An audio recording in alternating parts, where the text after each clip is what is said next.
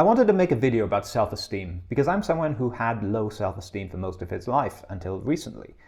I grew up in a home where I was constantly told that there was something wrong with me, that I was an ungrateful, horrible person with a bad attitude, because that was a good way of getting me to keep my mouth shut and not speak up about the dysfunction I saw every day. I went to a school where I looked different than everyone else and I was culturally different than everyone else. And so I felt like an outcast. I felt that there was something wrong with me. And that's the basis of low self-esteem. You feel like there's something wrong with you. You feel like you are a bad person. You feel like you are broken and everyone else is somehow not. Now this video is inspired by two books by Dr. Albert Ellis, one of the biggest names in psychotherapy. The first book is How to Stubbornly Refuse to Make Yourself Miserable, and the second book is The Myth of Self-Esteem, and they feed into each other. Now, most people think that because low self-esteem tells you that you are a bad person, that you ultimately need to be convinced that you're a good person. And there's various ways of doing this, to collect evidence that you can do great things in the world. You have to do things so that you have evidence that you can support why you are good. I got asked on an interview, they're like, how are you so certain? You talk about these things like with so much certainty. I was like, well, that's just how I've done it. And it's that depth of experience and knowledge that no one can question that we built those things. And that can have some effect. And I did that myself for a good amount of time. But ultimately, it can be easily upset when things don't go your way. Because life isn't ultimately all in your control. You can do everything right and still lose. And when that happens, what happens to the self-esteem that's built upon that external validation of external events? It can all come crumbling down. So Dr. Albert Ellis suggests an alternative to this, of not playing the game of are you a good or bad person, of not judging yourself at all. You can certainly judge your behavior. You can certainly say, this thing I did, I'm not happy with it. I'm not proud of it. It was the wrong thing to do. But to not label yourself as a bad person. Because people are capable of both good and bad things. Even people who've done really bad things have also done some good things in their life.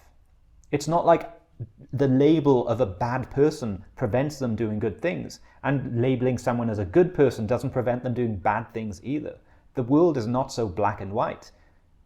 And refusing to label ourselves like this means we also have to refuse to label other people like this, because it all feeds into the same system. And this feeds into the first book I mentioned, How to Stubbornly Refuse to Make Yourself Miserable, which is an overview of rational emotive behavior therapy, which effectively says that external events create emotional consequences in you. So something happens to you and you feel a certain way. But the same thing can happen to someone else and they feel a different way. So what is the difference between them? One person can go out and it rains and they feel okay with it. And another person can go out and it rains and they feel angry and they feel upset and they feel like their day is ruined because it's rained. What is the difference between the two people?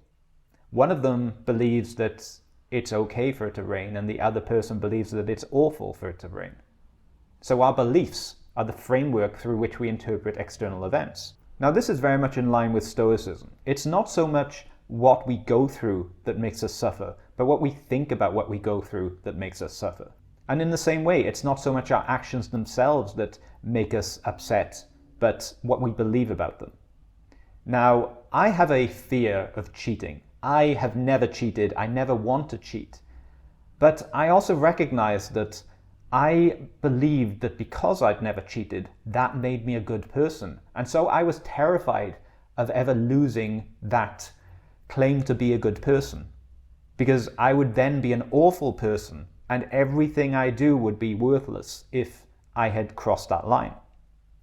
And putting pressure on myself actually probably makes it more likely that it's going to happen, because it takes me away from being in the present moment. I start to see a nightmare unfolding before my eyes rather than actions which are completely under my control.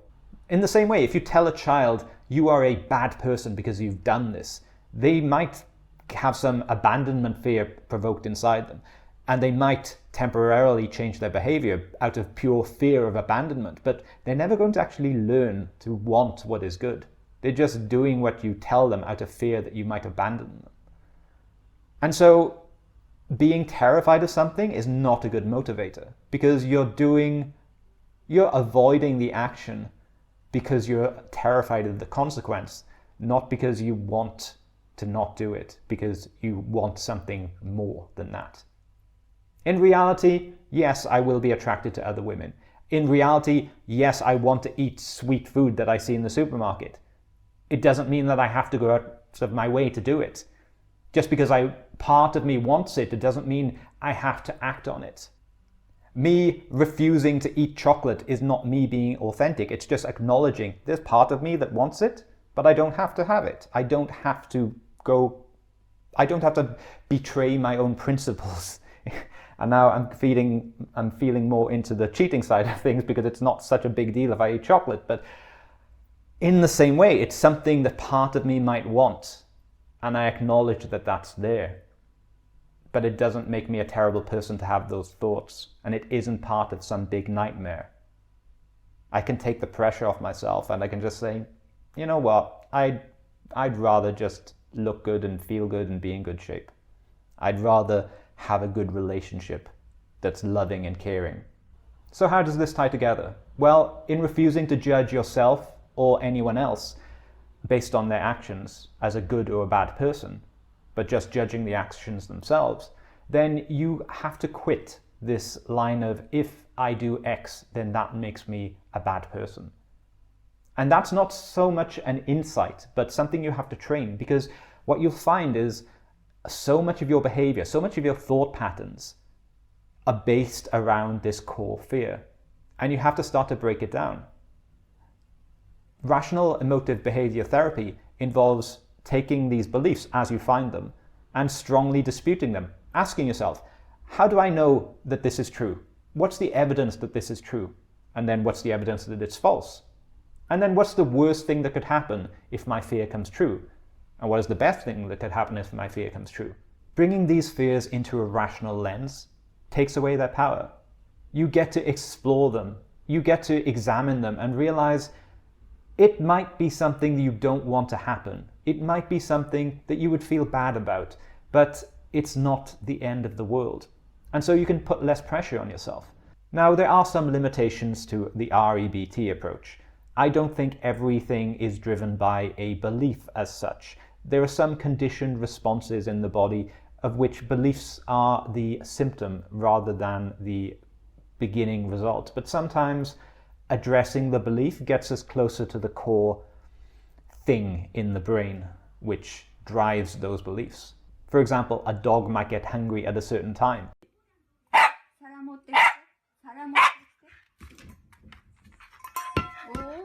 He doesn't believe, oh, it is this time and therefore I should eat. He just feels, my stomach's rumbling, I'm hungry. And so he starts asking for food. And we're the same way. Not everything we do is a conscious belief. But asking our brains to tell us what we believe about things actually gets us closer to the source. And I think the brain in some way can fix the brain.